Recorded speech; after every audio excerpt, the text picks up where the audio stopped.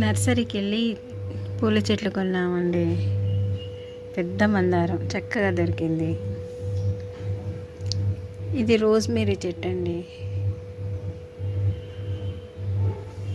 ఈ rosemary hair గ్రోత్కి చాలా ఉపయోగపడుతుంది. చాలా వెతికితే దొరికింది మాకు. కనకాంబరం, దవనం కొన్ని ప్లేస్లో మరువం అంటారు. ఇది పూలల్లో అల్లుకొని పెట్టుకుంటే మంచిదండి, మంచి సువాసన వస్తుంది. ఇది శివయ్య పూజలో కూడా పెడతారు.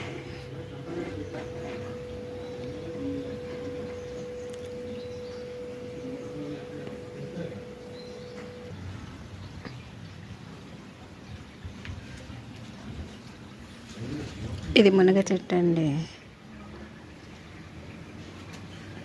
మునగాకు చాలా మంచిది.